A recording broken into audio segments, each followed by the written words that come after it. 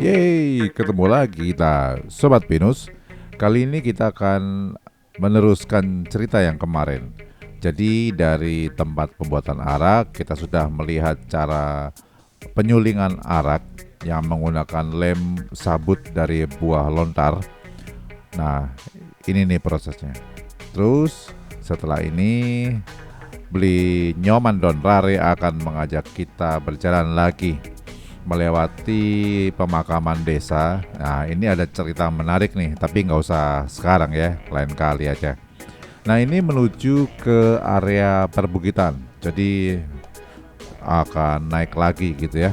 Aslinya dari Yahudi, so originally come from Yahudi. Makanya dia develop. Melewati pintu masuk ke ya Mampo air terjun gitu ya. Jadi desa ini punya air terjun loh teman-teman. Dan iya, inilah view yang akan kita dapatkan. Lalu sampailah kami di perbatasan desa. Nggak cuma perbatasan desa sih sebenarnya, ini lebih unik lagi. Ini adalah perbatasan kabupaten.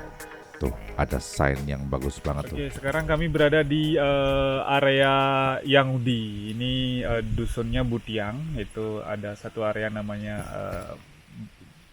areanya Yahudi gitu ya. Jadi Yahudi ini spesial, berada di batas antara Desa Les, ini masih Desa Les, Kabupaten Buleleng, dan ini udah hutan Kintamani ini. Hutan Kintamani yaitu masuk Desa Siakin, yaitu Banjar adatnya Bateh gitu ya.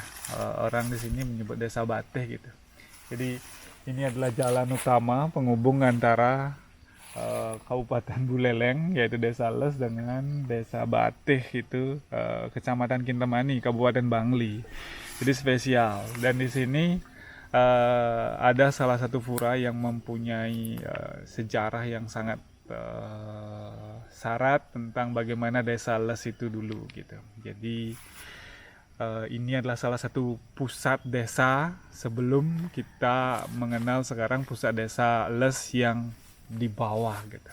Jadi pura ini adalah saksi bahwa di sini adalah salah satu pusat desa Les. Artinya di sini dulu pasti ada banyak sekali peninggalan, aktivitas, ada orang yang bermukim. Dan kalau misalnya kita sangat yakin di mana peradaban pertama di Bali itu pasti dekat-dekat dengan sumber air, dan kebetulan di sini memang ada sumber air.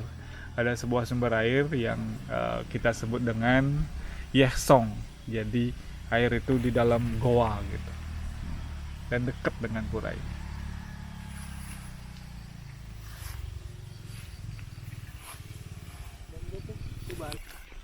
Tidak hanya itu penjelasannya, bahkan saya pun diajak untuk mendekati ke arah pura tua, pura yang dituakan di daerah itu teman. Dan inilah puranya. Saya memutuskan untuk tidak masuk ke area pura yang disakralkan karena ya memang nggak perlu. Maksudnya saya nggak ada motivasi atau tujuan kenapa harus masuk ke area itu, karena ya selain menghormati areanya juga saya sudah cukuplah sampai sini. Jadi bagi komunitas di Yahudi, bagi masyarakat di Yahudi, ini adalah pura utama. Oke, Yahudi ini bagi komunitas di sini dipercaya itu pemaknaan dari Hyang Widi. Hyang Widi itu kan sebutan Tuhan dalam keyakinan kita sebagai orang Bali gitu ya, Hindu Bali. Jadi Yahudi ini dipercaya adalah sebuah tempat di mana setelah beberapa kali pindah pusat pemerintahan Desa Les gitu, sampai pada akhirnya ke sini dia selamat gitu. Jadi dapat restu semesta Yang Widi gitu. Hanya dia namanya jadi Yahudi gitu. Yang Widi gitu. Dan di belakang kita ini pura apa? Ini disebut juga pura yang diempon oleh masyarakat Yahudi. Jadi saya dapat diajak ini sama beli ketut. Jadi ada salah satu pelinggih itu bertuliskan bahwa itu memuja ide betare gitu ya, atau manifestasi Tuhan gitu yang di Pura Golawah ada gitu ya. ada juga semacam pemujaan bagi masyarakat yang memang dari dulu udah tinggal di sini, itu untuk memohon, ya ketika dia bikin upacara pasti dia harus sembahyang pertama di sini gitu. Jadi ini semacam pura sentralnya memang dari komunitas di Yang Ngudi ini. Next kemana kita? Kita sekarang akan ke rumah-rumah penduduk, melihat apa yang ditanam, apa hasil pertaniannya. Jadi ada juga rumah yang masih tradisional. Setelah itu kita akan menikmati kudapan ala lokalitas Yang Ngudi. Cus bareng Pinus gitu. Bahwa sebenarnya dia lihat di TV kakao itu bagus dikembangin, dia cari penyuluh pertanian itu sekitaran tahun 90-an, dimana dapatin bibit, akhirnya dia dikasih bibit sampai bisa membuat bibit sendiri dan disebarin di semua area sini. Hampir ada 20.000 bibit kakao dan tanaman kakao yang udah berusia ini sekarang ini hampir 45 tahun. Coklat ini. Terakhir aku coba inisiasi untuk ketemu bagaimana pengolahan seperti yang di daerah lain, misalnya di Jemberane kan udah bagus banget. Tapi itu juga kita butuh dorongan pemerintah desa, dinas, instansi pertanian untuk tidak hanya dia menjual mentah, mengolah gitu ya. Itu tantangan. Dan seperti biasa dia sapi, dia kambing, dan dia bisa membuat pupuk-pupuk organik dari kotoran-kotoran hewan, kohe ini, baik kambing, baik sapi. Jadi selain kakao, dia juga banyak menanam rempah, merica, kayak gitu dia. Nah, sementara beliau Mandon Rare menjelaskan banyak hal, saya terus merekam dan mengingat betapa kayanya kebun ini ya.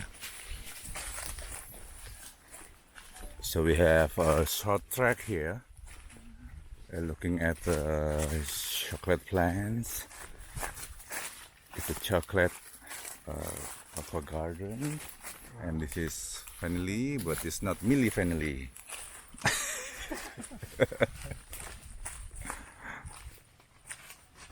Sekarang kita udah short trekking tadi beberapa menit, jadi kita akan ketemu dengan warga yang pertama ini. Karena memang kita itu berbasis community based tourism. Nah, Om Swastiastu buat Yangi.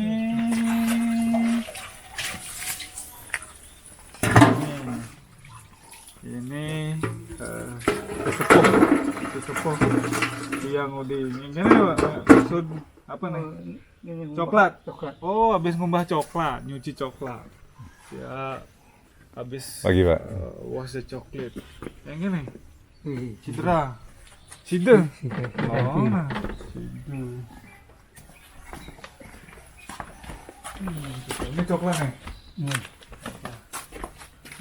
Panen. Coklat. Nah, kenapa enggak ada di sana oke di sampai juga muat gitu. Nanti coklat ini mau mbah. Berjemur nggak? Ini sesepuh ini bawa bibit coklat. Dia adalah seorang seniman juga, bisa bikin gong. Jadi cikal bakal bikin gong di daerah ini beliaunya, bahkan sampai di Sumatera bikin gong.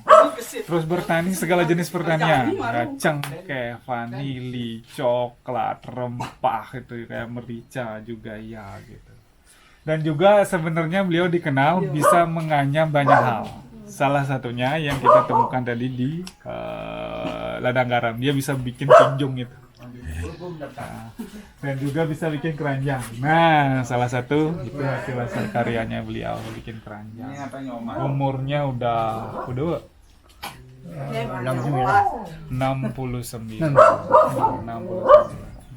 Ini hanya beliau. Orang jam dasuk. Anak jok ini. Nih coklat. Ini coklat nih. Tapi udah ada yang dijemur itu nanti bisa. Coklat.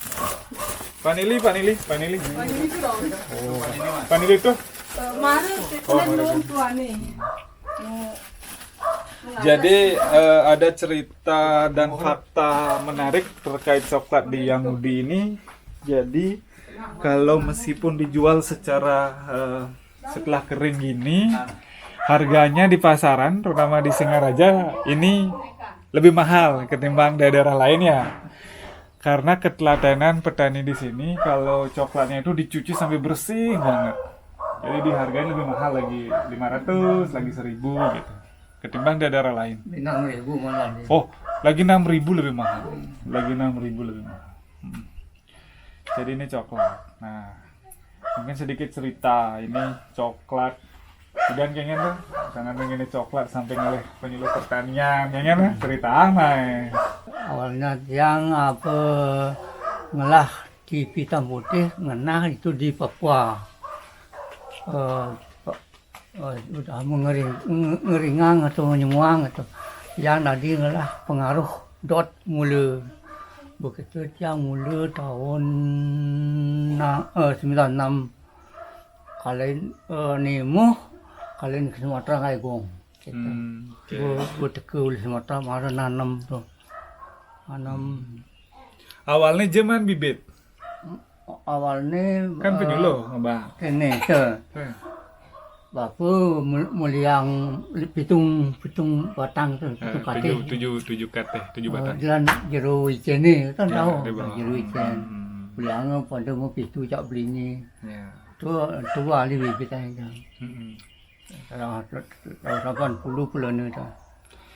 Jadi awalnya beliaunya melihat bahwa potensi kakao ini, coklat ini di TV. TV-nya dulu hitam putih, era-era orde baru lah, tahun 90-an. Jadi bapaknya membelikan 7 batang bibit kakao.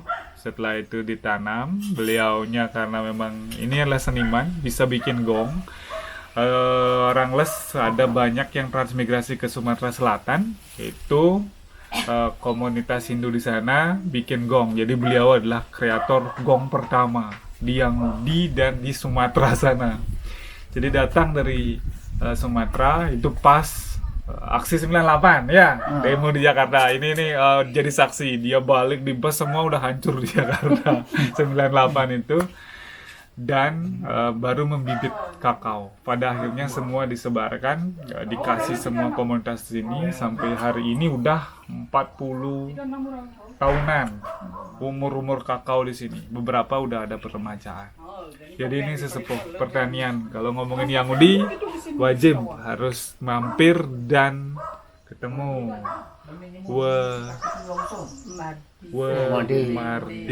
Mardiana. Nah, kalau saya sih senang banget ya bisa ketemu dengan local heroes gitu. Orang-orang yang aksinya lebih tebal daripada gayanya. Dan juga obrolan-obrolan yang mengejutkan tentang nilai dari vanili kering gitu ya, yang dihasilkan oleh kakek Iwo tadi. Nah, ini suasananya sangat hangat dan ini infonya. Jadi ada fakta, sekarang saya kaget setelah berkunjung. Ini kebetulan sekali, memang lumayan. Ini ada hampir 5 kilo vanili super asli Yahudi yang ditanam oleh Iwo. Jadi kemarin ada yang nanya ke saya itu mau beli vanili. Dia bilang 2 juta per kilo. Tapi hari ini ada sebuah fakta, itu vanili pernah ada yang nyari, udah dicari nih 6, 8 sampai 10 juta per kilo yang gini. Per kilo.